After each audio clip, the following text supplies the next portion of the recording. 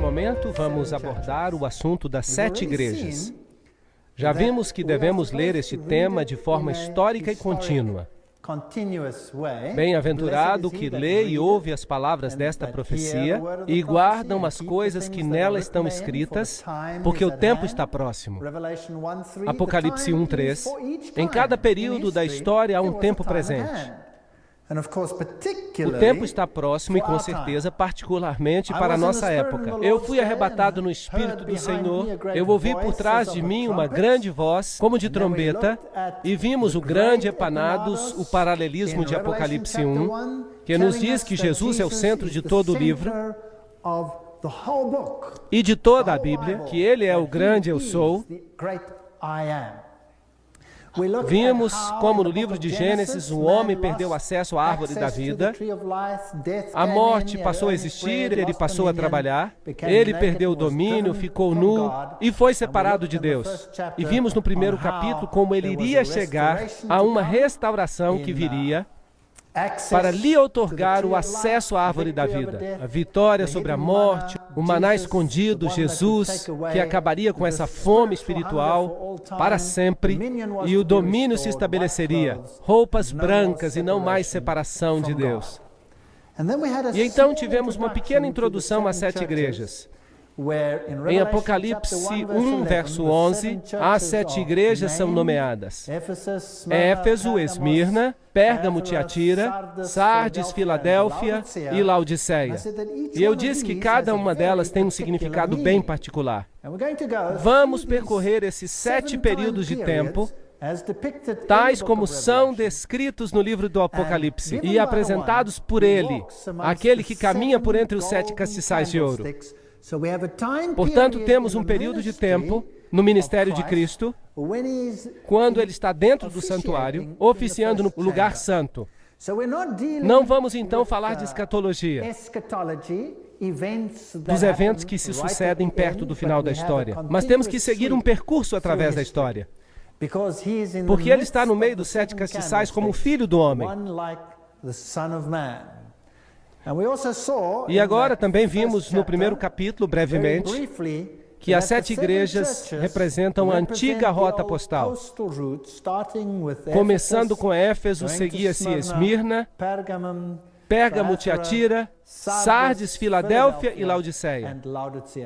Não é surpreendente que esta sequência seja a que está aqui mencionada? Deus é verdadeiramente espantoso.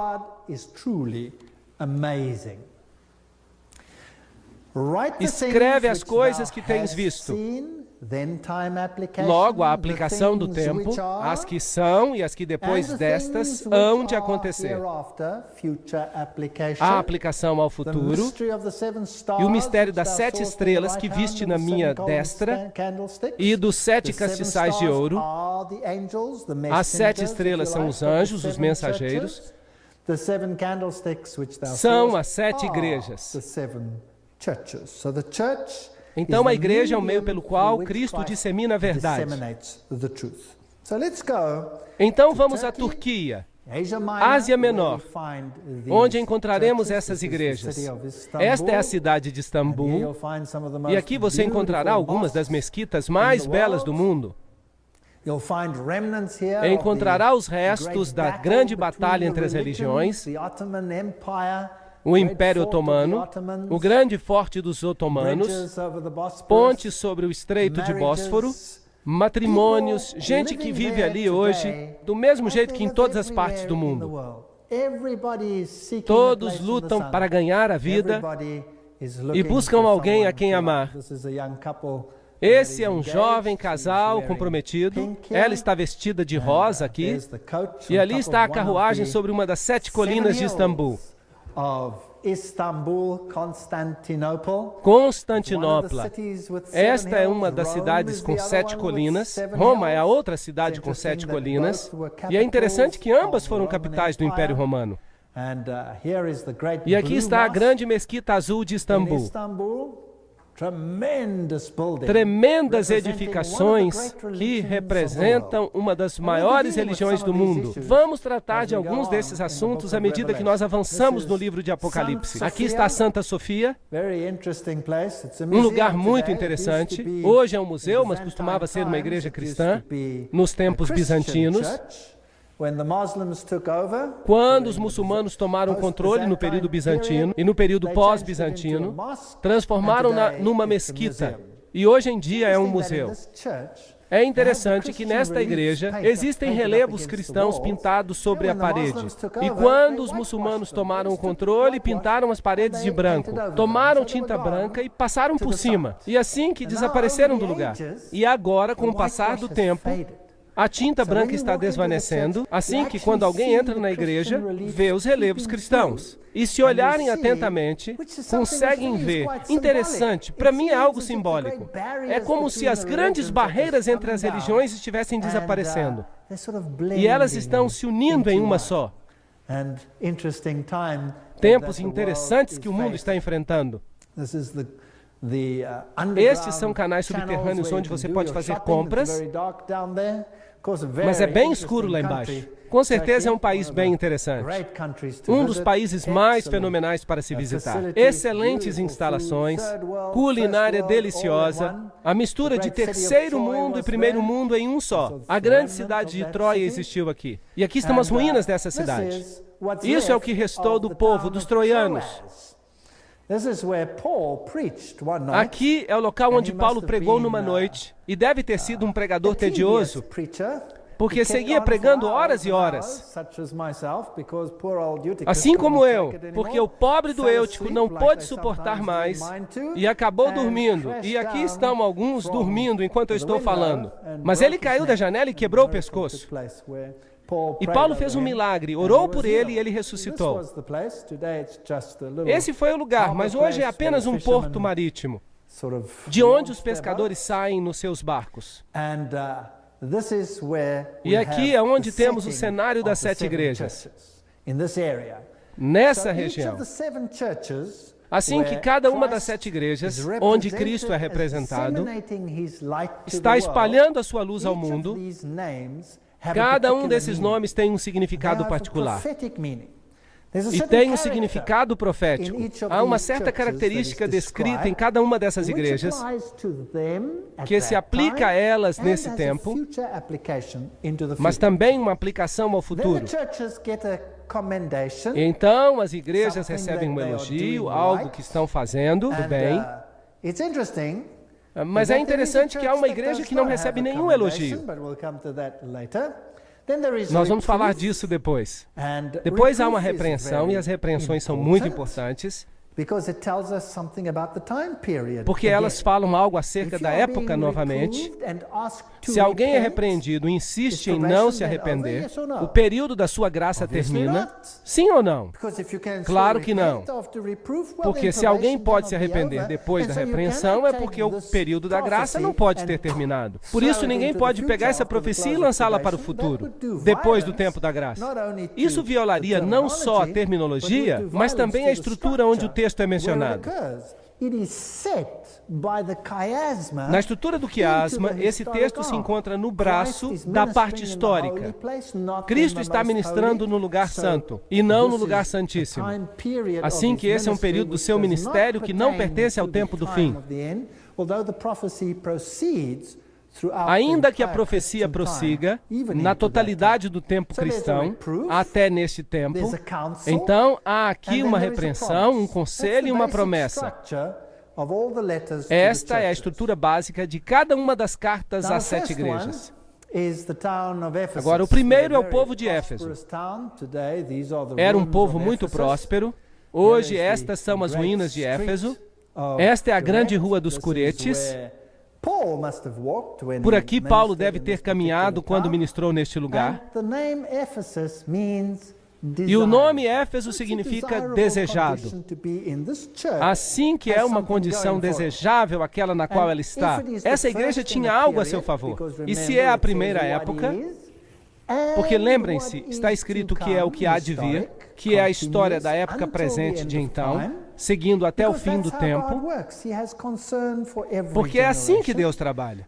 Ele se preocupa com cada geração. Então, Éfeso deve ter sido o primeiro período do cristianismo, e se estudarmos os eventos, podemos colocar ali um tempo arbitrário, provavelmente cerca do ano 100 depois de Cristo, e podemos aprender algo acerca do que é e sobre o que era, enquanto aplicamos essas qualidades da igreja à história também.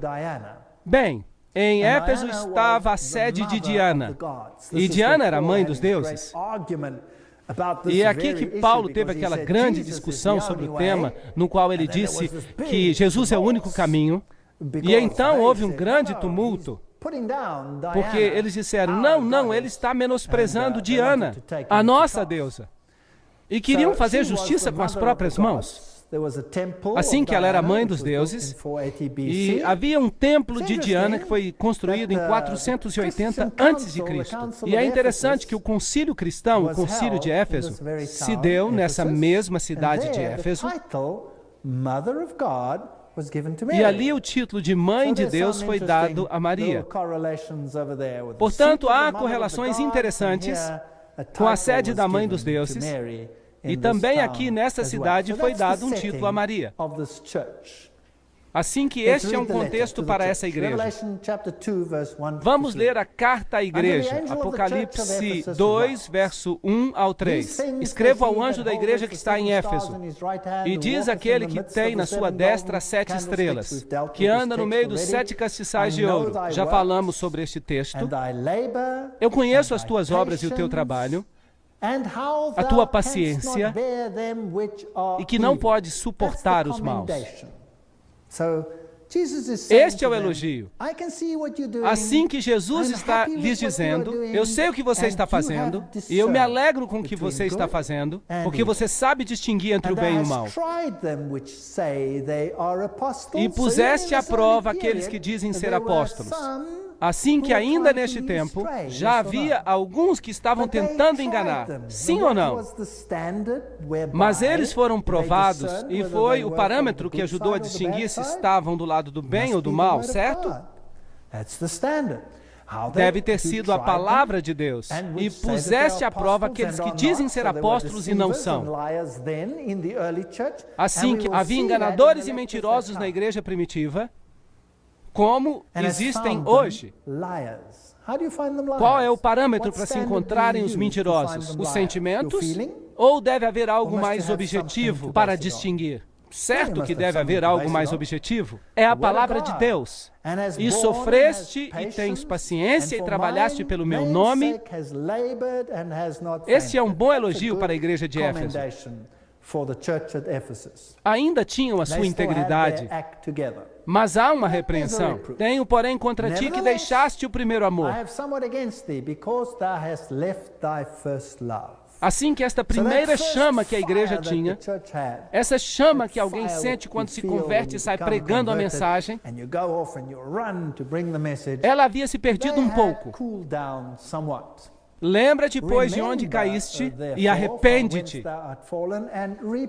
Dá uma volta e pratica as primeiras obras. Então haviam chegado a um estado de autocomplacência até certo ponto, mas eles sabiam distinguir o correto do incorreto. E isso era bom. Eles trabalhavam para Deus. Isso era bom. Mas esse primeiro entusiasmo havia diminuído um pouco. Brevemente a ti virei e tirarei do seu lugar o teu castiçal, se não te arrependeres. De modo que houve um período de tempo em que a igreja não viveu de acordo com a verdade que possuía. E o que Deus queria fazer? Tomar o seu castiçal e dá-lo a outra. Um ponto muito importante. Portanto, ainda nesta época, estamos tratando do fato de que se alguém não estivesse vivendo de acordo com a luz que tinha, Deus eventualmente tomaria sua luz e a daria a outro para que prosseguisse e a levasse. Tem, porém, isto, que odeias, isso é estranho.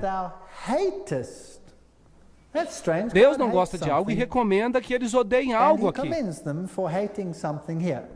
Que odeias as obras dos nicolaítas, as quais eu também odeio. Lembrem-se, este é um ponto muito importante. Deus odeia os feitos, mas Ele não odeia as pessoas. Não.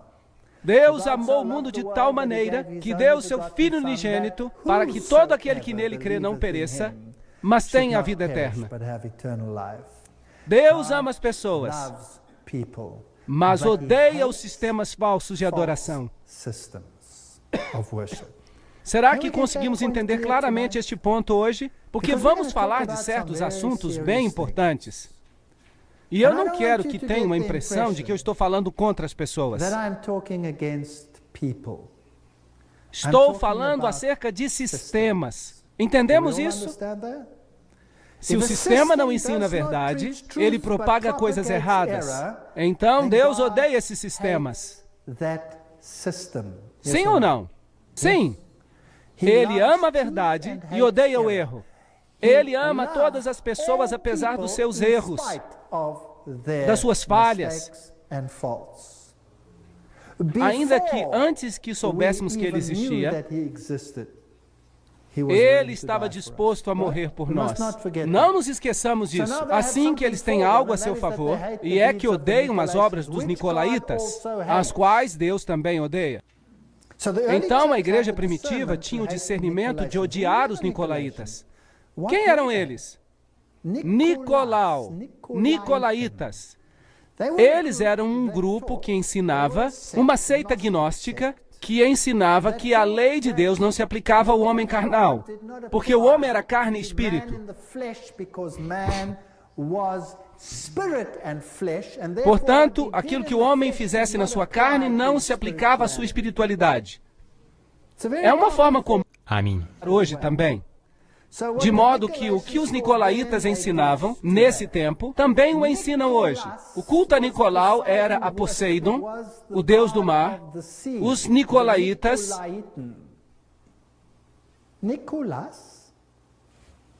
Nicolau, já ouviram este nome hoje em dia?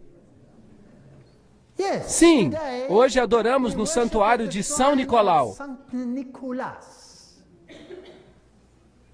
Não encontrarão na história, podem procurar na enciclopédia britânica. Ali diz que é um indivíduo fictício, provavelmente associado com o culto a Poseidon. Muito interessante. Jesus Cristo é Deus. E Jesus Cristo é o Salvador. Jesus Cristo é o que nos salva. Agora, celebramos o seu aniversário em que dia? Em 25 de dezembro. A Bíblia diz que os pastores estavam nos campos. Assim que não pode ter ocorrido em 25 de dezembro. O deus Zeus tem o seu aniversário no dia 25 de dezembro. O deus Osíris tem o seu aniversário no dia 25 de dezembro. Poderia citar todos os deuses antigos. Os principais deuses tinham o seu aniversário em 25 de dezembro. Agora, se o Natal, Christmas em inglês, significa missa de Cristo, em inglês, era realmente a data do nascimento de Cristo, então por que celebramos São Nicolau nesse dia em particular? Não é interessante? E logo se diz às crianças que peçam seus presentes ao Papai Noel. São Nicolau, que viaja pelo céu, justamente como os deuses antigos viajavam pelo céu, a 25 de dezembro, num trenó. Se era Zeus, era puxado por um bode. Se eram os deuses nórdicos, ou dos anglo-saxões, temos uma religião que é nórdica, porque é de lá que viemos dos godos, então era puxado por renas.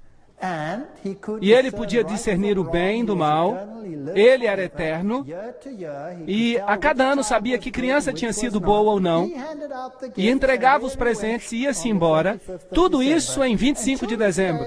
E as crianças hoje se esquecem de Jesus Cristo e dizem, Papai Noel. Ou Papai Natal. Então, o que nós estamos celebrando é o dia de Papai Noel, São Nicolau. E amamos os nicolaítas. Mas a igreja primitiva os odiava. Não odiavam os indivíduos, mas o sistema. Ao vencedor lhe darei da árvore da vida, que está no meio do paraíso de Deus. Apocalipse 2, 4 a 6. Hoje Jesus está sendo suplantado por um sistema de forma fútil, mas é pior do que parece. Aqui está a Rua dos Curetes, e aqui é onde Paulo deve ter caminhado, e onde se encontram todas essas estátuas dos personagens proeminentes do povo, e cada um tinha uma cabeça esculpida. E se você tivesse dinheiro, contratava um escultor para esculpir a sua cabeça e colocá-la ali. E alguns pagavam, como hoje em dia se aluga um telefone, uma casa ou algo assim. Agora, se alguém não tivesse mais dinheiro e deixasse de pagar, puf, tiravam a sua cabeça e colocavam outra no seu lugar, até que voltasse a pagar para alugar o espaço. Assim que quando alguém caminhava por ali, estava em toda a sua glória, se por acaso tivesse dinheiro para pagar. E aqui havia um templo ao imperador Trajano. Templos que com certeza eram dedicados a muitos deuses. E ao imperador romano, que era como uma divindade. Ele era uma reencarnação do Deus Sol. Aqui a Câmara Municipal, uma bela biblioteca em Éfeso, o Templo de Domiciano, outro culto ao imperador, outra parte do templo, e com certeza temos as personagens escolásticas da antiguidade. Depois a igreja bizantina deixou aqui o seu rastro também. Ah, e para quem gosta de canos, estes eram muito bons, tubos que duraram todo este tempo. Aqui estão os banheiros públicos.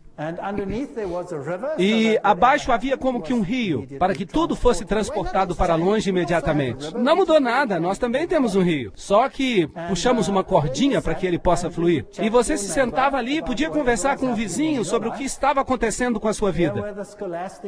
Aqui também estão os banheiros escolásticos, a deusa Artemisa, que tinha muitos seios para alimentar as nações.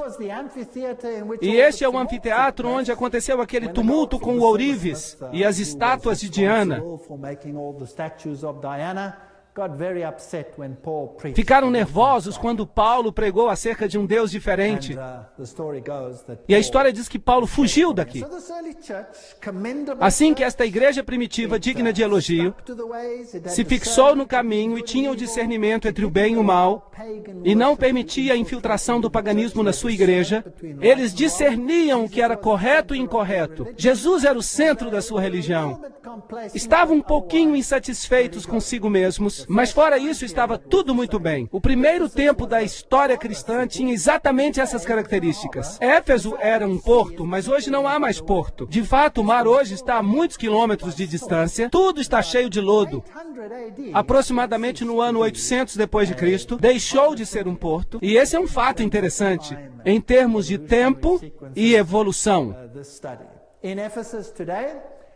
Hoje em Éfeso você pode ver que Roma levantou uma estrutura que foi aparentemente vista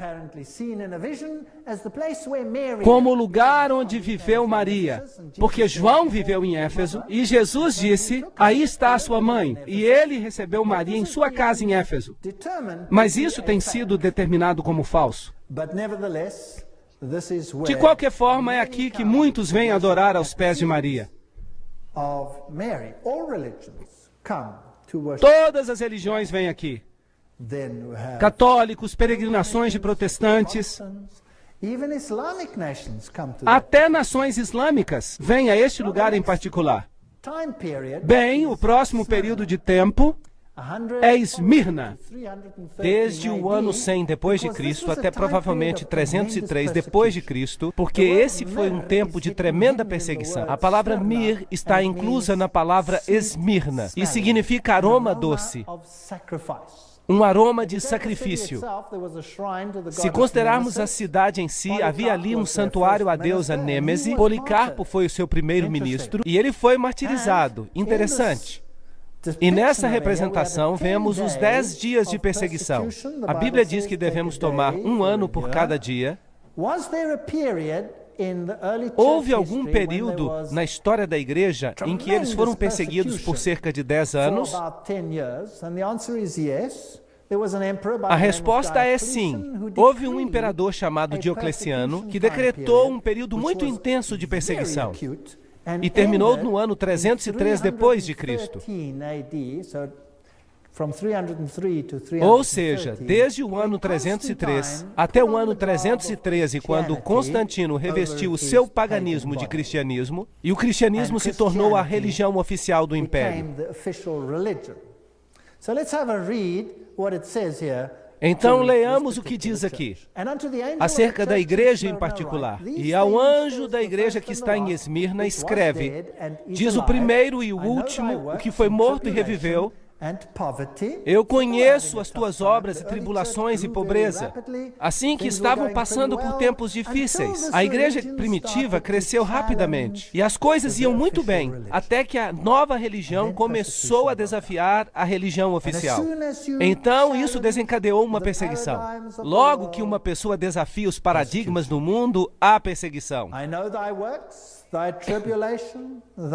Eu conheço as tuas obras e tribulação e pobreza, mas tu és rico. E a blasfêmia dos que se dizem judeus, ou seja, cristãos da igreja primitiva, porque eles usavam as palavras judeu e cristão intercambiadamente, mas não são, e são a sinagoga de Satanás, de tal maneira que há duas igrejas neste mundo, aqueles que representam a Deus e a seu Filho, e aqueles que representam um outro poder. Então esta igreja recebe um elogio aqui. E não há repreensão, nenhuma, em absoluto. Nada temas das coisas que hás de padecer. Eis que o diabo lançará alguns de vós na prisão, para que sejais tentados, e tereis uma tribulação de 10 dias. Aí temos um período de tempo mencionado de maneira particular, a perseguição de Diocleciano, que tomou lugar durante este período.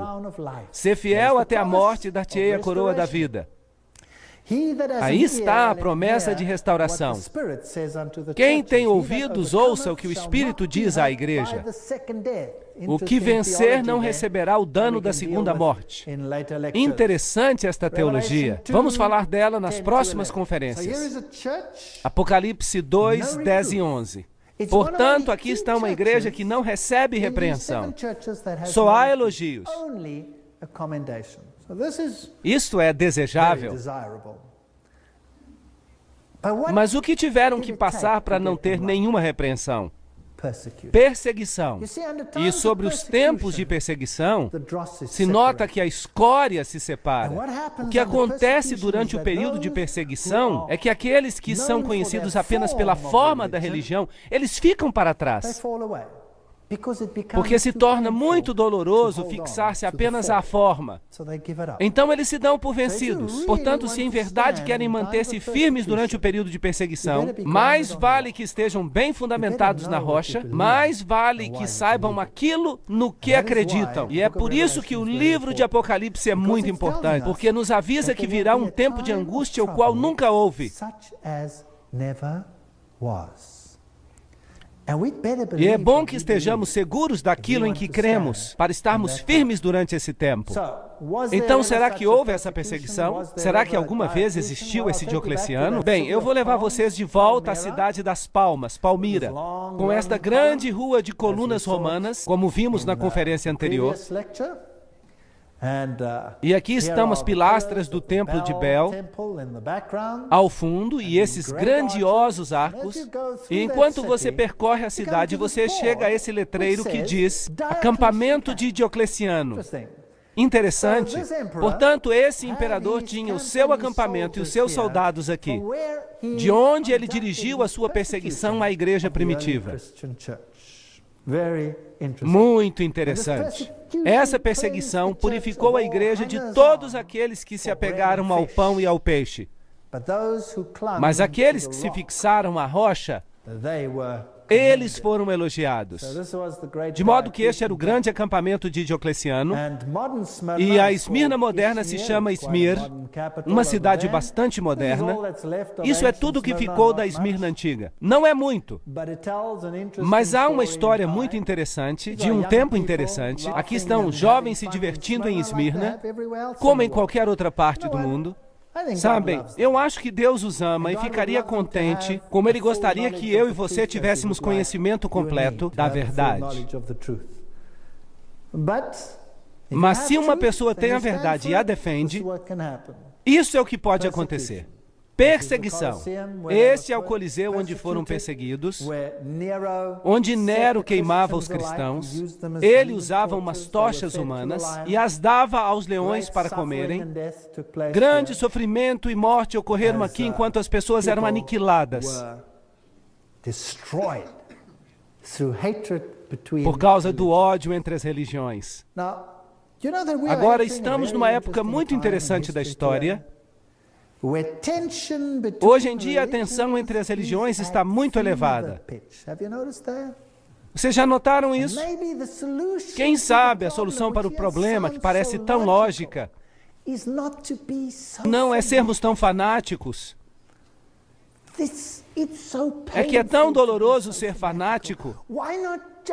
Por que não chegar a um acordo para que todos possamos nos dar bem, hein?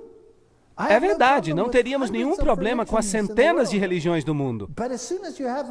Mas então há a perseguição e ela nos leva a destruir todos aqueles que pensam de um modo diferente daquilo que nós cremos. E aí começa um problema. Mas o que aconteceria se finalmente nos uníssemos? E se fingíssemos que servimos ao mesmo Deus? Então teríamos paz, paz definitiva. Será que sim? A paz se encontra em chegar a um acordo, sim ou não? Bem, esse é o problema que a igreja primitiva descobriu.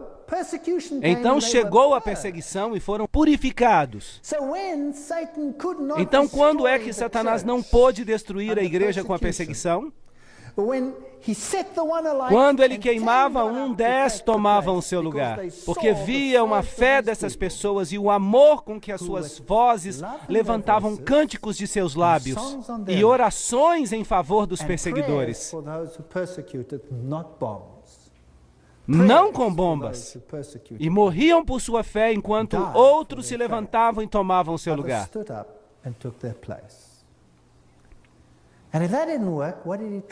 E se isso não funcionou, o que o diabo tentou a seguir? Que tal usar a tática de Balaão? E Balaão tentou amaldiçoar o povo de Deus.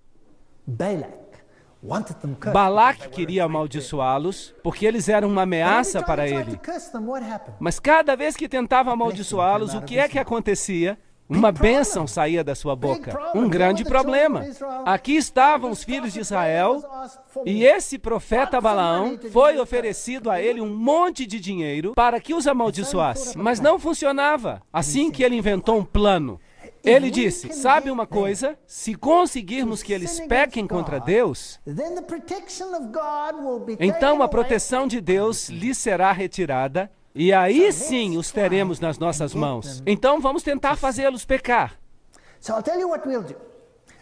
Já sei o que faremos. Vamos realizar um festival. Vamos ter uma grande festa. Uma festa fantástica, com música estupenda. E vamos adorar a outros deuses. Que belas mulheres. Podemos colocar minissaias só por uma noite e mostrar as pernas. E foi isso que fizeram.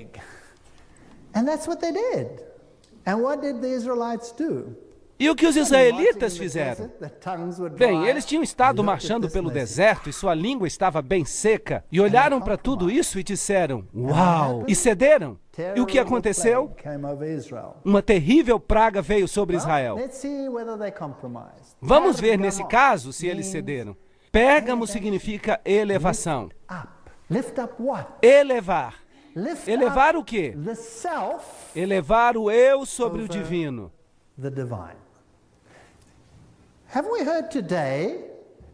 Vocês estão ouvindo falar sobre isso? Essa história de elevar o eu quando ligamos a televisão? Não estamos ouvindo que temos que encontrar a força dentro de nós mesmos? Temos que nos transformar a nós mesmos e que você tem que fazer tudo por si mesmo. Que essa é a nova forma de salvação. Pérgamos, elevar os caminhos do homem acima dos caminhos de Deus. É isso que se chama idolatria. De maneira que, na capital romana da província da Ásia, havia um templo a Zeus, Júpiter, também a Esculápio, o deus serpente, uma serpente que instruía os homens, uma serpente enrolada num poste. Será que temos esse símbolo hoje? Sim, o mundo da medicina o usa. O procônsul de Pérgamo tinha uma espada de 2 gumes. E é muito interessante que essa cidade era o bastão do clero. O sacerdócio babilônio é que a Babilônia foi conquistada pela Medopérsia e eles tomaram o controle da região babilônica. Mas os sacerdotes se rebelaram contra a Medopérsia. E então o clero foi expulso e se estabeleceu aqui nesta cidade. Assim que aqui estava o clero babilônico oficial, com suas antigas raízes. Interessante. Tomaram as pedras de paládio, as vestiduras, as quais eram as vestiduras de Dagon. Tinham um manto de peixe e tinha uma mitra relacionada com o peixe, com a forma de uma boca aberta sobre a cabeça. Muito interessante, porque eles representavam a Dagon, o deus dos peixes. E ele era chamado de Pontifex Maximus, a ponte entre o céu e a terra. De modo que você era salvo pela mediação da igreja, em vez da mediação de Cristo. Portanto, eles eram uma ponte entre o céu e a terra, junto com as chaves e a mitra. Então, os sacerdotes tinham as chaves, 2 chaves, a chave para o céu e a chave para o inferno. Muito interessante. E eles eram chamados de os reis pontífices de Pérgamo. E o último foi Átalo III. Ainda antes dessa região se converter ao cristianismo. Átalo III, quando se deu conta de que Roma ia conquistá-los pela força, deu o seu título ao imperador romano. Por isso, quando você vai a Roma hoje, pode encontrar relacionadas ao imperador romano as letras PM, Pontifex Maximus, o construtor de pontes. E os imperadores romanos, como vimos antes, eram deuses. Assim que você podia orar para eles, e eram eles que abriam as portas do céu para os homens. Agora, é interessante que as mesmas letras PM não se encontram apenas após os nomes dos imperadores romanos, senão também relacionadas ao nome de quem? Dos papas. Se encontram as letras PM, Pontifex Maximus, então esse título se atribuiu através da história aos imperadores romanos e finalmente aos pontífices de Roma, que, por acaso, também tem 2 chaves. As chaves que se referem a quem? De Pedro, e que tem também as mesmas vestes, com a mitra, que representa a Dagon. Como foi que tudo isso chegou à igreja cristã? Agora, em 378 depois de Cristo, o imperador cristão Graciano recusou o título. Portanto, aqui estavam os imperadores romanos e de repente um diz: não, eu não quero esse título. E então ficou sem dono até que Damaso se tornou bispo de Roma, e foi assim que o título chegou a ser parte integral do pontificado romano. Então, hoje ainda existe esse título. Mas o que foi que aconteceu aqui a Pérgamo? Bem, foi aqui que chegou o comprometimento, a mescla. Em Pérgamo temos um grande altar de pedra, e o qual era com certeza um altar aos deuses, dedicado a todos os deuses do panteão. Uma batalha tremenda está representada nele, entre as forças do bem e do mal. Apocalipse 2, 12 e 14 diz Ao anjo que está em Pérgamo, escreve: isso diz aquele que tem a espada aguda de 2 fios. Jesus está falando acerca da palavra de Deus. E aqui vemos um outro que também tem uma espada. Mas ele é um mediador terrestre. Eu conheço as tuas obras e sei onde habitas. Lembre-se que ele está falando à sua igreja. E eles viviam onde? Onde está o trono de Satanás. De maneira que esse sacerdote, que supostamente é outro, Babel, portal para Deus, é uma abominação de Satanás. É a sede de Satanás, que é onde está o trono de Satanás, e retens o meu nome. Ou seja, que essa igreja estava firmada na verdade, apesar dessas circunstâncias, e não negaste a minha fé ainda nos dias de Antipas. Um nome muito interessante. Minha fiel testemunha, o qual foi morto entre vós, onde Satanás habita. É a segunda vez que isso é mencionado aqui. Então aqui vemos alguém que preferiu morrer a negar a sua fé. E ele se chama Antipas. Bem, agora Antipas poderia ser, alguns dizem, um personagem histórico. Este ou aquele, um pastor dessa igreja, que foi fiel nesse tempo. Mas a palavra Antipas também significa antipontífice. Assim que o nome poderia ter um sentido espiritual.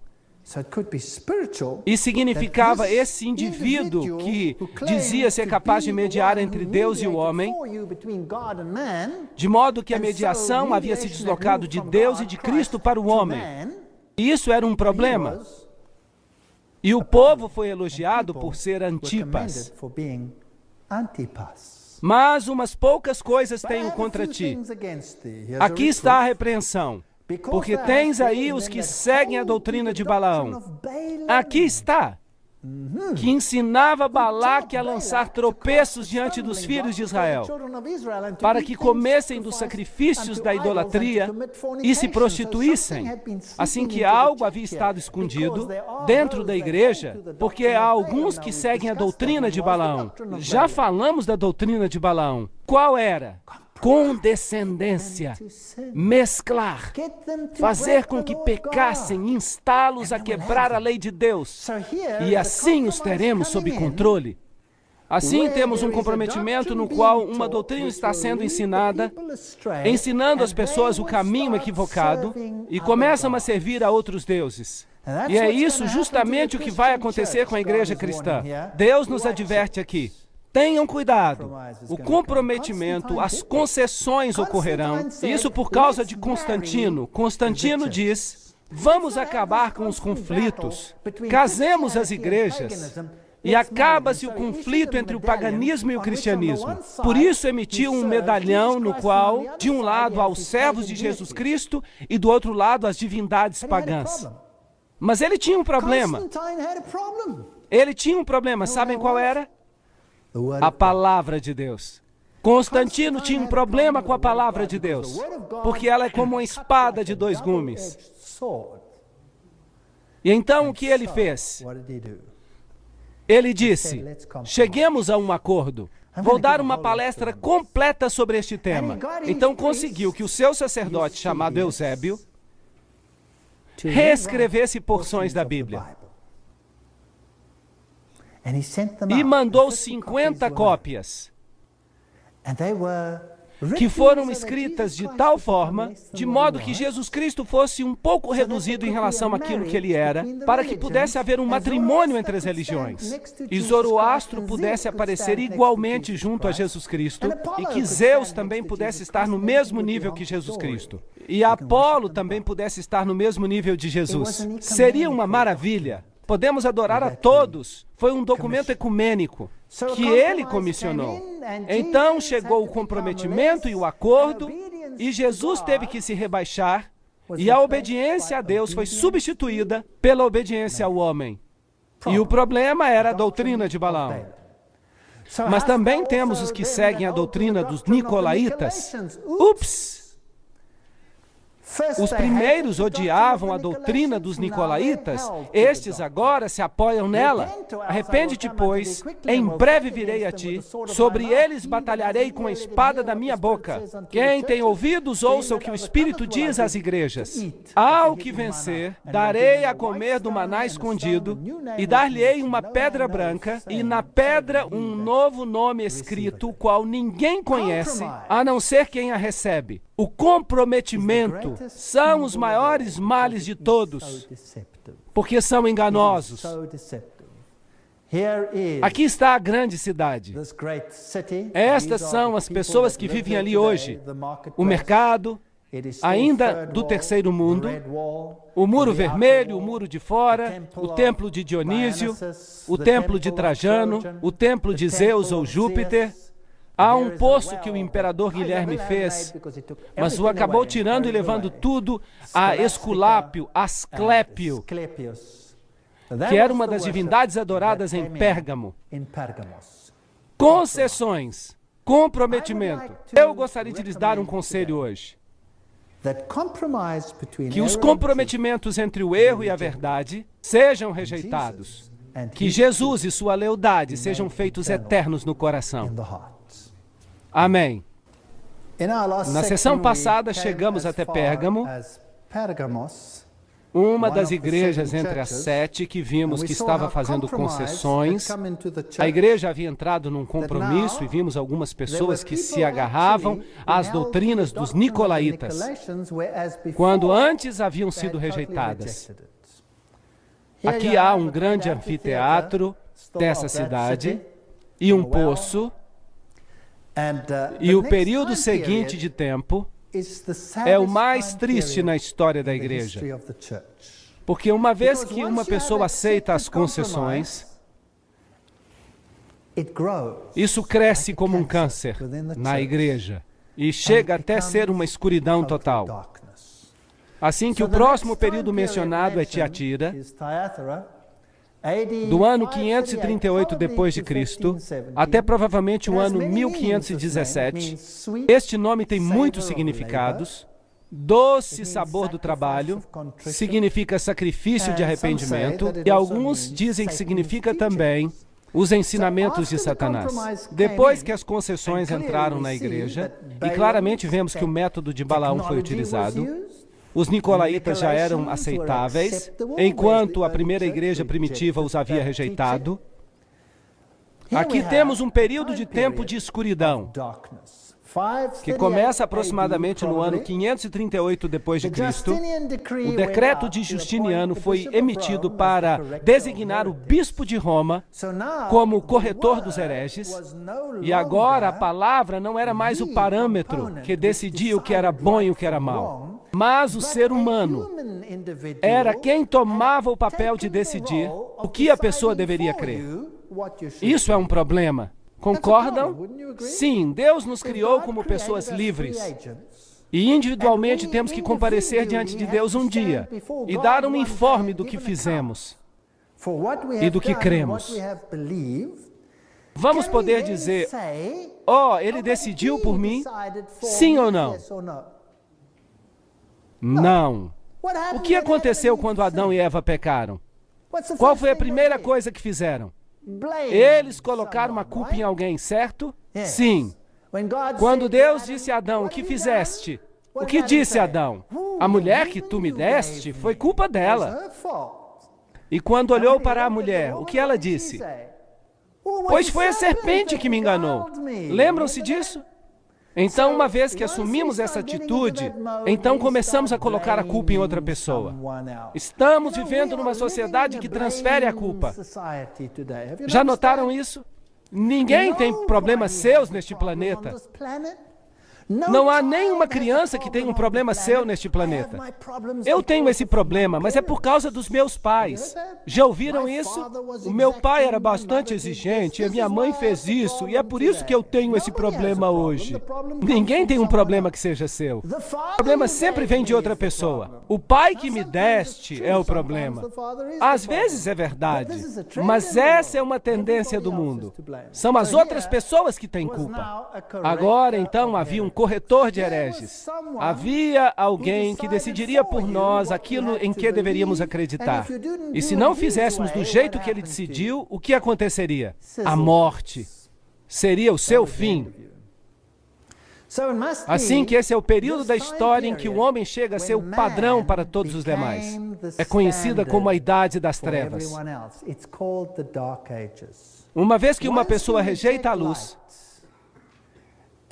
e presume que é a luz, aí então se entra em escuridão.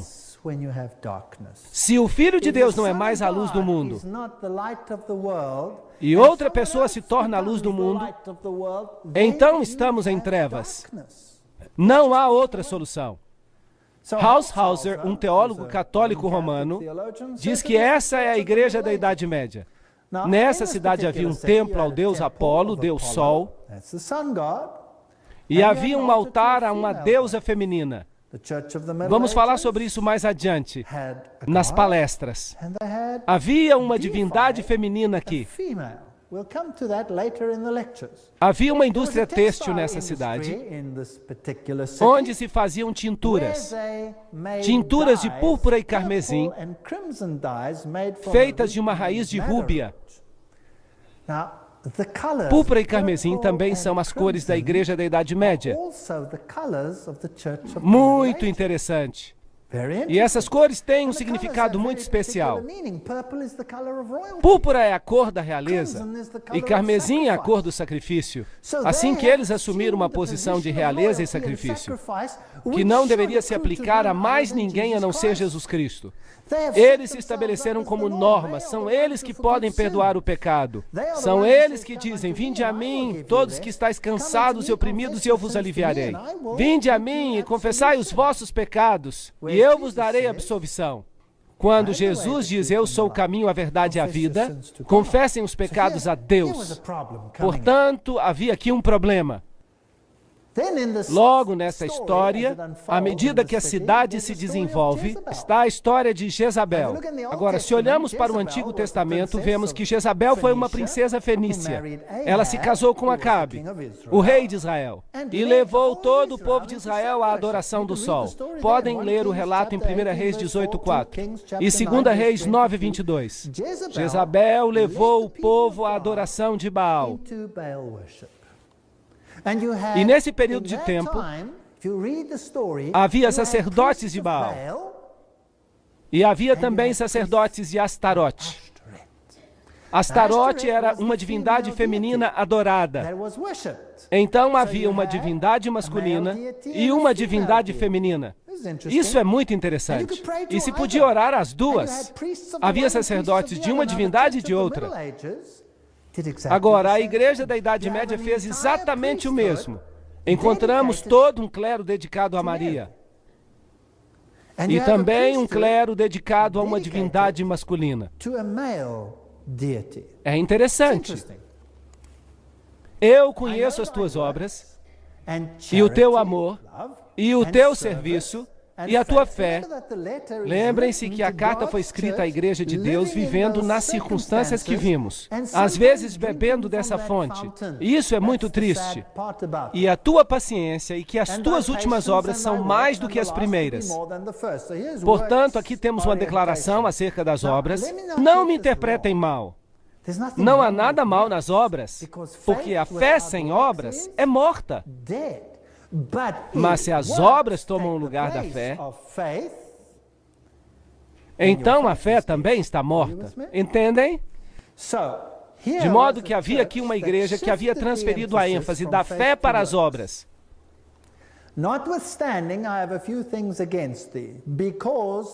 Tenho contra ti que toleras Jezabel. Bem, pode ter existido aqui uma Jezabel literal.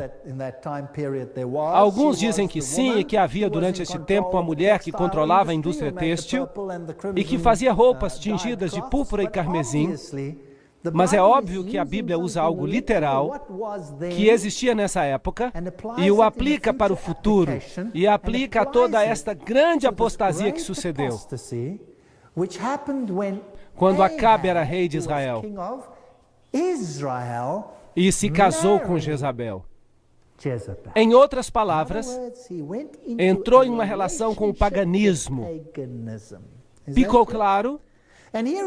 E aqui está este rei que se casa com o paganismo, assim que a Igreja de Deus estava aceitando o paganismo e estava mesclada com a sua essência. Então eles suportam e toleram essa mulher, Jezabel, que se chama de profetisa, e cabe esclarecer que profetizar significa pregar e também significa transmitir visões, e você tem que tirar do contexto qual dos significados está sendo usado aqui. Obviamente aqui se refere à pregação, ensinar e enganar os meus servos para que se prostituam e sejam infiéis a Deus e sirvam outros deuses, e comam dos sacrifícios da idolatria. Uau! Está bem específico. A idolatria. E comer e beber passa a ser uma parte da idolatria. Seria bom esclarecer que Deus sempre advertiu o seu povo a não comer comida sacrificada a ídolos. E aqui se menciona uma forma de idolatria específica. É importante ver que as divindades pagãs, Baco, Zeus, Júpiter, Osíris, a quem se rendia culto, isso era feito com biscoitinhos redondos, pães que simbolizavam os corpos, como se fossem corpos literais. Foi durante essa época que isso entrou no sistema da igreja, será? Sim, claro. E dei-lhe tempo para que se arrependesse da sua prostituição, e não se arrependeu. Eu lhe dei tempo, muito tempo para se arrepender. Mas o triste é que não se arrependeu. Eis que a porei numa cama, e sobre os que adulteram com ela virá grande tribulação, se não se arrependerem de suas obras. Mas não se arrependeram. Assim que esse sistema não mudará. Vai continuar. Vai continuar a ser assim. Então Deus terá que tomar essa luz e dá-la a outra pessoa. Porque esse sistema não vai se arrepender. É um sistema problemático. E ferirei de morte os seus filhos. Então os filhos sairão para fora desse sistema. E eles serão tão apóstatas como ela foi. E todas as igrejas saberão que eu sou aquele que sonda os rins e os corações. E darei a cada um de acordo com as suas obras. Portanto, se o seu critério são as obras, eu vou julgar você de acordo com as obras. E se leva as pessoas à idolatria, eu vou julgar você por isso. E aos restantes que estão em Tiatira, a todos quantos não têm essa doutrina, ou seja, nem todos seguiram esse caminho, chegou a haver uma grande divisão na igreja. E não reconheceram, como dizem, as profundezas de Satanás. Está aqui uma terminologia muito interessante. Conhecer as profundidades de Satanás significa que uma pessoa deve ter sido iniciada nos segredos do ocultismo. Não é assim? Há pessoas hoje que afirmam conhecer as profundidades do ocultismo. E teremos que reconhecer onde estão localizadas as profundidades do ocultismo hoje em dia. E vamos fazer isso nas próximas palestras, sem dúvida. Mas aqui está localizada em que igreja? Na igreja da Idade Média. Conhece as profundidades de Satanás. Uau! Isso dá medo. Vamos ter que examinar esse assunto. Outra carga não vos porei. Assim que há pessoas que resistem a se comprometer com essa condescendência e rejeitam esse ensinamento interno, esse ocultismo. Mas o que tendes, retende-o até que eu venha. Esta é a primeira referência à vinda de Cristo. Portanto, é óbvio que estamos avançando no período de tempo. Desde um tempo em que a igreja sabia qual era a verdade, depois começou a ficar muito satisfeita consigo mesma e passou por um período em que houve uma grande perseguição e foi purificada, Esmirna, e então entra num período de concessões. Quando a verdade começa a se misturar com o erro. É um período em que o homem se postula a si mesmo como padrão para decidir o certo e o errado. E então subverte a religião e substitui a palavra. E logo entramos no ocultismo puro. Retende-o até que eu venha. E ao que vencer e guardar as minhas obras até o fim, eu lhe darei poder sobre as nações. Bem, aqui está o pilar de Justiniano. Aí está, este aqui. Comemora o decreto pelo qual o homem agora pode decidir quem está certo e quem está errado. E tem o direito de castigar mesmo com a morte. Esses pilares são descendentes dos pilares egípcios. São símbolos fálicos de Osíris. Isto é o paganismo. Vão encontrá-lo especialmente em Roma, com certeza. No centro do Vaticano, há um tremendo pilar de Tutmós III, o próprio faraó do Êxodo. A coroa tríplice, que é da Medo-Pérsia, e que representa, em realidade, o Deus da terra, do céu e do mundo dos mortos. Uau! Isto é impressionante? Ser coroado com uma coroa que te faz rei do céu, da terra e do mundo dos mortos, tomando o lugar de outra pessoa. Bem, obviamente precisamos de algum reavivamento. A igreja da Idade Média se converteu em escuridão. E chegou a ser conhecida como a Idade das Trevas. Então, o período seguinte é Sardes, que abarca desde o ano 1517 a 1798, e significa renovação. Falaremos com mais detalhes depois sobre as datas, e vamos agora esclarecer por que este período é importante. Renovação significa o quê? Literalmente significa uma reforma. É incrível que Deus coloque as coisas nesta ordem. A cidade era impenetrável, mas foi tomada 2 vezes sem resistência. Uma vez por Ciro, rei da Medo-Pérsia, e Antíoco, o rei grego. Antíoco Grande. Leiamos acerca desse período de reforma. Apocalipse 3, versículo 1. E ao anjo da igreja de Sardes escreve: Isso diz o que tem os 7 Espíritos de Deus e as 7 estrelas, os mestres que estão nas suas mãos. Conheço as tuas obras, que tens nome de que vive, mas estás morto. Uau! Aqui houve uma renovação, havia uma nova vida na igreja, algo havia sido descoberto, a idolatria havia sido deixada de lado e havia vida, mas essa vida não era suficientemente completa. Por isso ela é considerada morta. Conheço as tuas obras, que tens nome de que está vivo, mas estás morto. Esse é um testemunho terrível. Estava por vir vida e havia coisas que precisavam ser restauradas. Com a morte, agora precisavam ser restauradas para a vida. Estavam prontas para morrer. Doutrinas, ensinamentos. Porque não achei as tuas obras perfeitas diante de Deus. Completas, portanto. E então é óbvio que a reforma, embora tenha dado nova vida e alento à doutrina de Cristo, não produziu obras perfeitas. Não estava completa. Faltava algo. E é muito interessante que no Concílio de Trento se discutiu um assunto importantíssimo. E vamos explorar isso um pouco mais adiante. Um assunto crucial que foi sola scriptura. A Bíblia e somente a Bíblia como padrão. Roma disse não. Bíblia e tradição. E é a tradição o contexto no qual a palavra deve ser avaliada, interpretada, de tal maneira que a tradição, o homem, suplanta e controla os assuntos da Bíblia. Essa foi a posição de Roma. E era o homem que determinava como a Bíblia deveria ser lida. Assim, é a igreja que decide o que é bom e o que é mal, para uma pessoa. e não a palavra de Deus.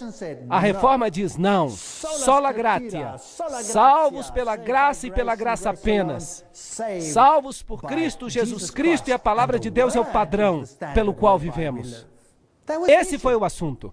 Quem ganhou no Concílio de Trento? Boa pergunta. Roma foi quem ganhou. A Reforma perdeu no Concílio de Trento. É triste. Eu vou falar sobre isso numa palestra. A Reforma perdeu. Veio uma ruptura. Houve uma divisão. Tiveram uma grande oportunidade, a maior oportunidade na história do mundo para completar a obra. Mas perderam. E por quê?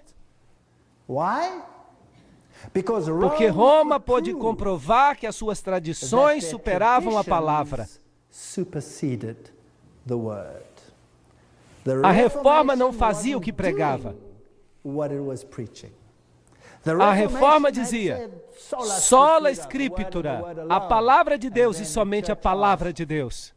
Então a igreja perguntou, guardam todos os ensinamentos?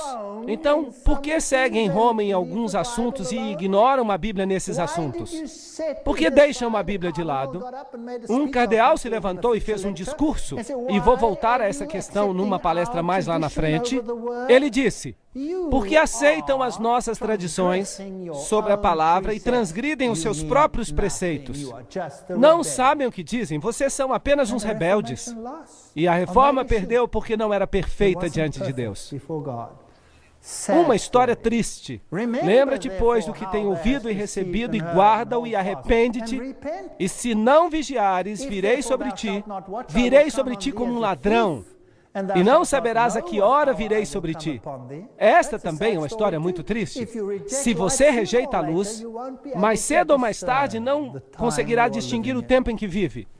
E a vinda de Cristo será uma surpresa total. Mas também há em Sardes algumas pessoas que não contaminaram as suas vestes. Então nem tudo estava perdido. A Reforma foi uma ferramenta poderosa, só que não terminou o seu trabalho, não o completou, não chegou à meta. O trabalho não ficou completo diante de Deus. E comigo andarão de branco. Pergunto, quem são eles? Será que estamos falando de João Hus? Seria Tyndale? Seria Wycliffe? Seria Martinho Lutero? Seriam todos esses grandes reformadores? Sim, eles são dignos, porque eles se mantiveram firmes naquilo que consideravam ser a verdade. O que vencer será vestido de vestes brancas, e de maneira alguma o riscarei do livro da vida. E confessarei o seu nome diante do meu Pai e diante dos seus anjos. A propósito, este é um texto interessante. Não diz aí, escreverei o seu nome no livro da vida. Diz, não riscarei o seu nome do livro da vida. Incrível! O que isso quer dizer acerca de Deus? Quantas pessoas Deus quer salvar? A todos! Sabiam que todos que nascem desde o princípio estão escritos no livro da vida? E é a decisão de cada um se o seu nome vai permanecer ali ou não. Uma história triste. Esta é Sardes, como ela parecia. Isso é tudo que sobrou. Aqui está uma mulher muçulmana que nos acompanhou nesse tour. É uma história maravilhosa porque ela aceitou o cristianismo e teve que fugir para salvar a sua vida. Aqui está uma igreja bizantina, coberta, agora há uma fazenda. Aqui, esta é uma velha sinagoga que foi aberta e limpa. Aqui é provavelmente onde Paulo ensinou.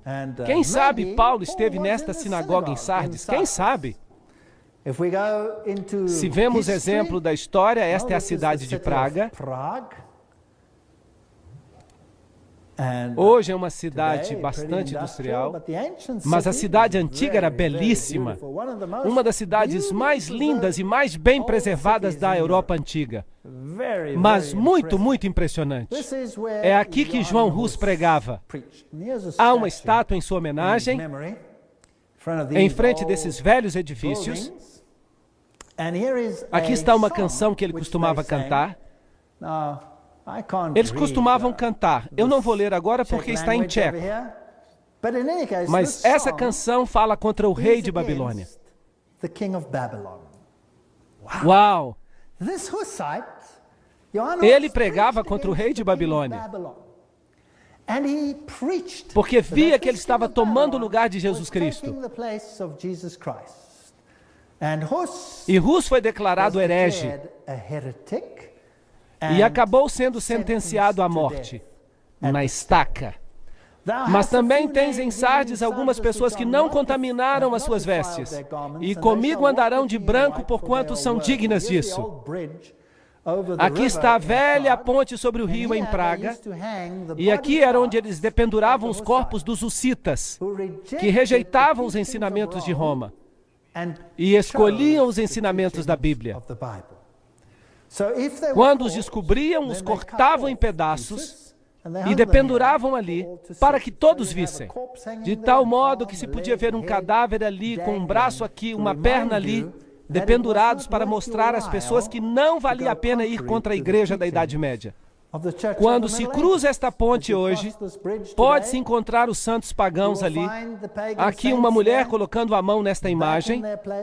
É possível que esta estátua de bronze, que está aqui toda brilhante, porque todo mundo coloca a mão nela, realmente tem algum poder, porque eles creem que se puserem as mãos aqui, receberão uma bênção especial.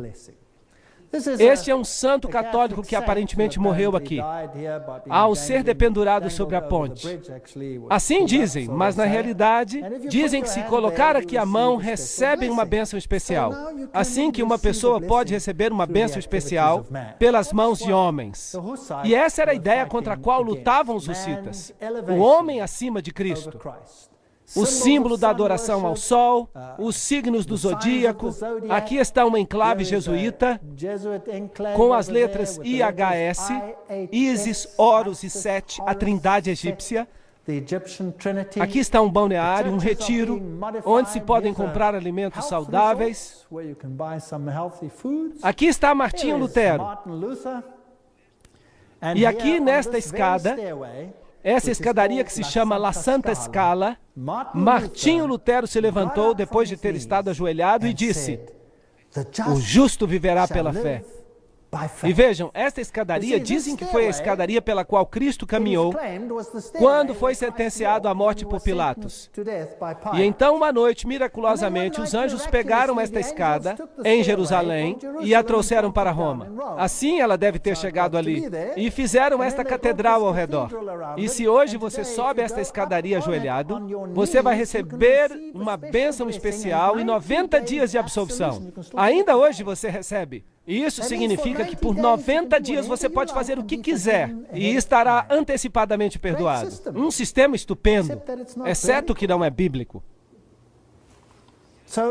Olhem para estes jovens e idosos engatinhando através destes degraus, tentando encontrar perdão pelo que tenham feito. Isto é muito triste. Quando tudo que temos que fazer é olhar para Cristo e dizer: aqui estou eu, Senhor, sou um pecador, perdoa-me. E Jesus olha para nós e diz: não te condeno. Vai e não peques mais. Que maneira maravilhosa de encontrar perdão. 1521, aqui se apresentou Martinho Lutero ante o imperador e rei. E ele disse: aqui estou, não posso agir de outra maneira. Ou é pela palavra ou não é pela palavra. A propósito, Martinho Lutero percebeu que as suas obras não eram completas. Mas ele não podia fazer mais. Os seus seguidores deveriam ter continuado o trabalho, mas não o fizeram. Ele se manteve firme. Mas o resto é história. O trabalho não foi concluído. E assim isso é o que aconteceu. Não foi? Martinho Lutero não conseguiu completar o trabalho. E uma outra denominação cristã se levantou e disse: Martinho, falta outra coisa. E eles começaram uma nova denominação. E começaram a seguir um novo líder, que se chamava Calvino. E eles se chamaram de calvinistas. E então disseram: ei Calvino, ei Lutero, vocês não perceberam que a Bíblia ensina outra coisa aqui? E em seguida vêm os batistas. E encontram alguma coisa, alguma informação. E os luteranos dizem, bem, Martinho não viu isso. Então nós também não vamos olhar para isso. E os calvinistas dizem, bem, Calvino também não viu isso, e então nós não vamos seguir este caminho. E então vem os que seguem Wycliffe e dizem, encontramos algo fantástico aqui na Bíblia. Como protestantes, vamos fazer isso. Ei, não, é melhor que vocês façam sozinhos. Façam do seu jeito, com a sua denominação. E foi assim que aconteceu. E surgiram todas essas denominações cristãs, cada uma com suas doutrinas, que são em parte baseadas na Bíblia, mas cada uma alegava ter algo diferente das outras, que os mantinha separados. Não temos todos a mesma Bíblia? Sim ou não? Não temos todas as mesmas verdades? Então por que há tantas denominações? Não podemos descobrir a verdade e fazê-la? Bom, veio então Filadélfia, 1798 a 1844. Filadélfia significa amor e irmandade. Átalo II a construiu porque amava o seu irmão Eumenes. E foi uma entrada através das montanhas, era uma porta aberta. Essa é uma época interessante, porque depois que a reforma se completou, aí a missão mundial começou. Carey foi para a Índia em 1793, Morrison para a China em 1807, Moffat para a África em 1817, a Sociedade Bíblica Britânica começou em 1804, a Sociedade Bíblica Americana começou em 1816, a palavra partiu para o mundo. Ao anjo da igreja em Filadélfia, amor fraternal, escreve, essas coisas diz aquele que é santo, que é verdadeiro, que tem a chave de Davi, que abre e ninguém fecha, e fecha e ninguém abre. Este é um conceito interessante. Alguma coisa está se abrindo e alguma coisa está se fechando. Então Deus abre o caminho para a missão mundial e ela se inicia. Mas há algo mais que está se abrindo e se fechando aqui. Havia portais, portas, se você prefere, entre os compartimentos do santuário. E quando nós chegamos ao próximo período, nós descobriremos que nós não estamos mais no santo, mas no santíssimo. O ministério de Jesus deve ter mudado do santo para o santíssimo. Mas esse é um outro conceito e nós vamos lidar com ele em detalhes agora. Eu conheço as tuas obras.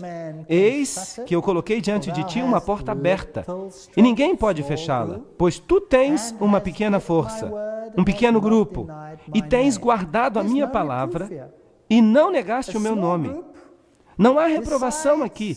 Um pequeno grupo decide que eles seguirão a Jesus Cristo em tudo, toda a verdade. E o que aconteceu nesse período da história? Eis que eu farei deles a sinagoga de Satanás. Então, aqui está a igreja de Satanás no mundo, que dizem que são judeus ou cristãos e não são, mas mentem. Eis que eu os farei vir e adorar diante dos teus pés, para que saibam que eu te amei. Então aqui há um grupo que descobre a verdade, e algo está sendo restaurado. Porque tu tens guardado a palavra da minha paciência. De volta à palavra. Assim, obviamente, algo está sendo feito de forma diferente. Eu também te preservarei da hora da tentação. Então eles não estarão aqui bem no final. Dessa forma, é um período bem antes dos últimos grupos na terra, que virá sobre o mundo para tentar aqueles que habitam sobre a terra. Eis que eu venho logo. O que ele falou na igreja anterior? Agora eu venho logo. Vocês percebem que o tempo está cada vez mais curto? Então, obviamente, nós nos movemos na história de um tempo em Sardes, quando se menciona que ele vem como um ladrão, para um tempo em Filadélfia, em que se diz que ele está vindo logo, isto é, imediatamente antes dos eventos finais. Mas esse grupo não chegará até os eventos finais, porque eles serão preservados da hora da tentação. Preserva o que tens, para que nenhum homem tome a tua coroa. Apocalipse 3, 9 a 11. O que aconteceu na história? Bem, se você for até Filadélfia, você encontrará algumas ruínas de igrejas bizantinas ali. Pertencem à Idade Média. Esta velha senhora aqui tem uma conotação interessante para mim. Ela me ensinou uma lição interessante. Ela deu um grande abraço e um beijo numa outra senhora que estava muito triste, que tinha sido marginalizada por outra pessoa. E ela me olhou reprovadoramente. E eu sempre me lembro daquele olhar porque ele me ensinou algo. Ela me ensinou que eu tenho que valorizar mais as pessoas do que elas mesmas se valorizam. Mas eu só vou contar essa história para vocês em outra ocasião. Aquele que vencer, eu farei dele uma pilastra no templo do meu Deus, e ele não mais sairá, vida eterna. E eu escreverei sobre ele o nome do meu Deus. O caráter de Deus estará sobre ele. E o nome da cidade do meu Deus. Ali está o caráter do meu povo, que é a Nova Jerusalém, que desceu do céu. Notem, não uma cidade com um péssimo sistema de esgoto aqui da terra. Não, ela desce do céu, do meu Deus. E eu escreverei sobre ele um novo nome. Apocalipse 3:12. Por isso, Filadélfia é um tempo de renovação, quando os ensinos da Bíblia são levados a sério novamente e formam um ensino coeso, seguindo tudo o que está na Bíblia. A Bíblia também foi pregada a todo mundo, mas Satanás tentou confundir essa questão. E o povo de Deus, que deveria representar justiça e verdade. Então nós chegamos até a última igreja, Laodiceia. E se nós tomamos a profecia de Daniel, na qual a profecia dos 2.300 dias termina, essa data interessante de 1844, e nós faremos toda uma palestra sobre essa data, e por isso nós não vamos falar sobre ela agora. Laodiceia significa a nação do juízo. Isso significa que ela é a última. Se vocês me permitem dizer, trata-se do Yom Kippur antitípico. Cristo está no Santíssimo agora, porque nós nos movemos do aposento com candelabros, pães da proposição e altares de incenso para a arca do concerto. Então, ele se moveu para a próxima fase. E o Yom Kippur é uma época de juízo. Agora, essa cidade foi construída por Antíoco e recebeu o nome para homenagear sua esposa Laodiceia. Essa cidade era uma espécie de spa. Eles fabricavam colírio muito famoso, que era chamado exatamente disso, colírium. É como se dissessem que estavam ali para conceder visão espiritual. Era uma cidade muito rica, mas foi destruída no ano 60 por um terremoto. Foi reconstruída com seus próprios fundos, porque eles eram ricos. Eles tinham tudo. Ali estão as ruínas de Laodiceia. Algumas delas ainda estão sendo escavadas. Aqui está um velho anfiteatro que não foi escavado ainda. Aqui está um velho sistema de encanamento. Vejam esse isolamento ao redor dos canos. Coisa muito avançada. Eles utilizavam todos esses canos num sistema para levar água até a cidade. Agora, não muito distante dali, nós encontramos águas termais. Mas não havia águas termais em Laodiceia. Eles levavam a água através de canos. A água entrava quente. Era uma maravilha da engenharia. Mas quando ela saía em Laodiceia, a água não estava mais quente, ela estava morna. E se você bebesse água morna, você ficava com vontade de vomitar. Se ela estivesse quente, você podia bebê-la, porque você podia bebê-la como se fosse um chá. Se você a esfriasse, você também poderia bebê-la. Mas quando ela chegava ali, ela estava morna. Esta é uma história fascinante para a arqueologia. E eu conheço as tuas obras, que tu não és nem frio nem quente. Ahá! Oxalá foste fria ou quente, mas porque tu és morna e não és fria nem quente, eu estou a ponto de te vomitar da minha boca. Apocalipse 3, 15 e 16. Notem que aqui a repreensão não é: eu virei e tirarei de ti o teu candelabro e o darei a outra pessoa. A repreensão é: eu te cuspirei da minha boca.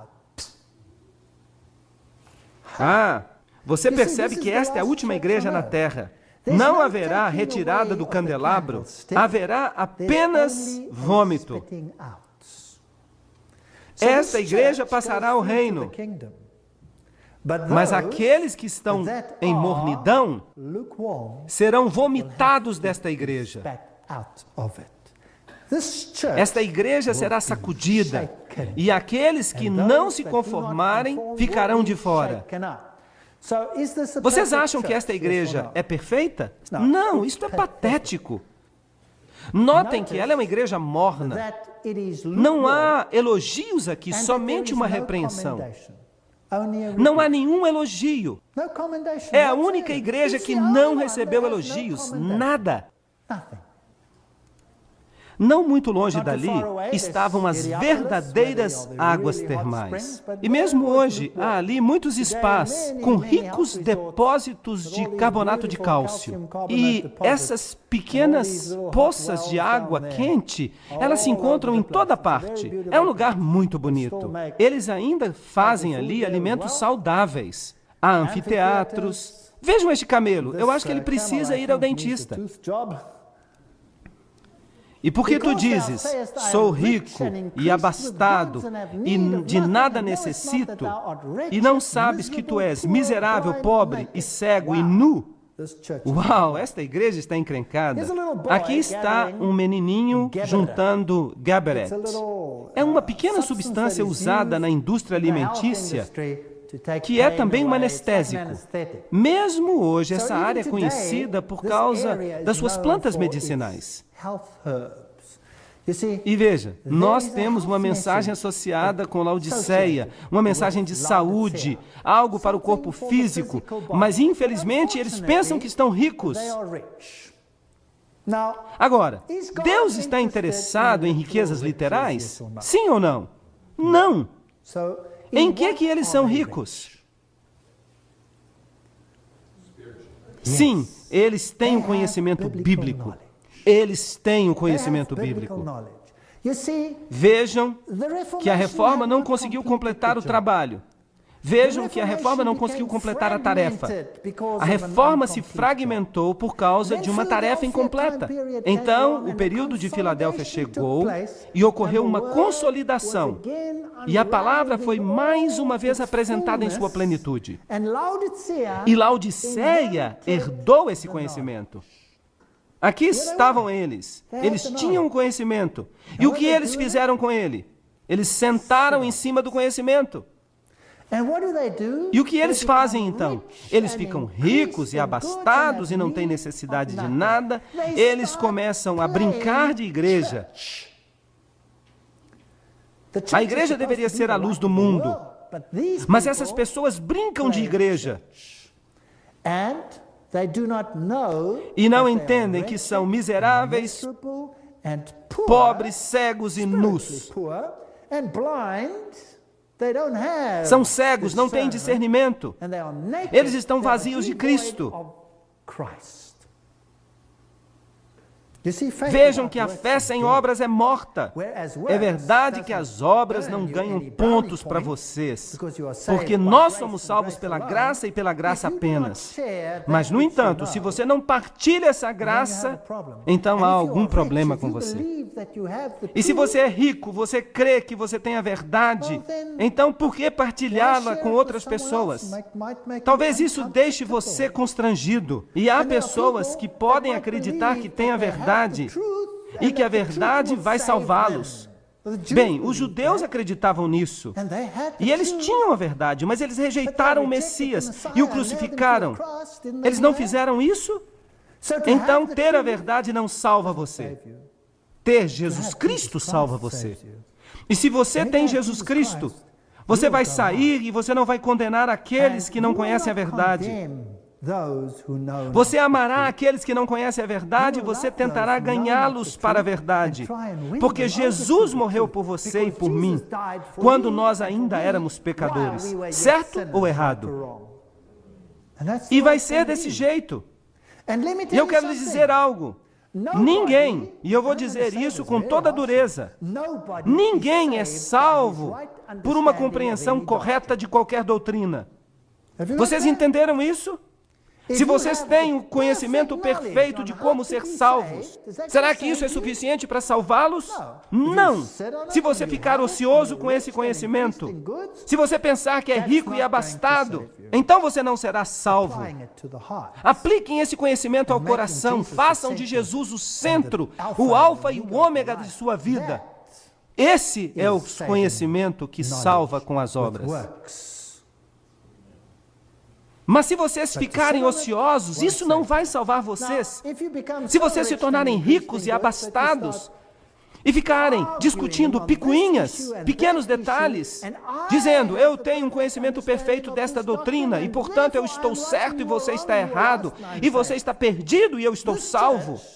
Essa igreja tem uma compreensão tão plena que ela tem tempo para debater todos os detalhes e fica como um cachorro correndo atrás do próprio rabo, em círculos, sem chegar a lugar algum. Esta igreja é miserável.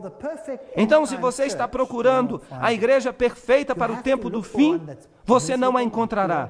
Tem que procurar uma igreja que é miserável, pobre, cega e nua. Então você vai encontrá-la. Como isso é possível? Eu te aconselho a comprar de mim ouro provado no fogo, para que tu fiques rica e vestes brancas, para que te possas vestir. Então, como você fica rico? E como você consegue as roupas da justiça? E como você cobre a vergonha da sua nudez? E como você consegue discernimento espiritual e colírio para que você possa ver? Aqueles a quem amo, eu repreendo e castigo. Sede zelosos, portanto, e arrependei-vos. Então, se vocês querem fazer o que é certo, Deus vai colocar vocês no fogo da aflição. E eu tenho más notícias. Qualquer um que descobre esta verdade fica quente. E você terá que cuidar de si mesmo e comer Geberet. E aqui está uma batida à porta. E aqui está um lindo campo pronto para a colheita.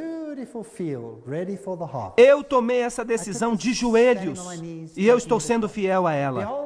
Eis que eu estou à porta e bato, e se alguém ouvir a minha voz e abrir a porta, eu entrarei e cearei com ele.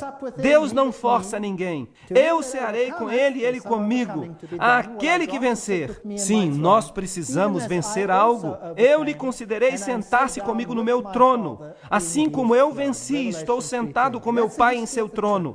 Essa é a história da igreja. Finalmente, eu tenho que lhes dizer que há um povo nesta terra que tem um conhecimento da verdade, mas eles ainda não são conhecidos por partilhar essa verdade. Eles são conhecidos por ficar ociosos e por ficar discutindo entre si a respeito das picuinhas de cada ponto particular.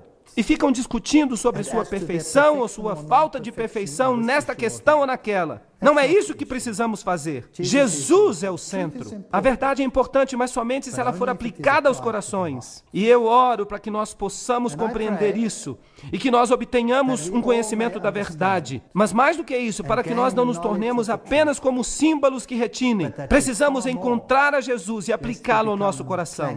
Nas próximas palestras, nós vamos descobrir que verdade foi jogada ao solo e pisoteada. Nós vamos descobrir o tamanho da encrenca na qual nós nos encontramos. Vamos descobrir quem está no controle, como eles controlam as coisas. Que Deus abençoe a cada um de vocês e que vocês venham às próximas palestras para que nós descubramos toda a verdade sobre a batalha entre o bem e o mal. Obrigado a vocês por terem vindo.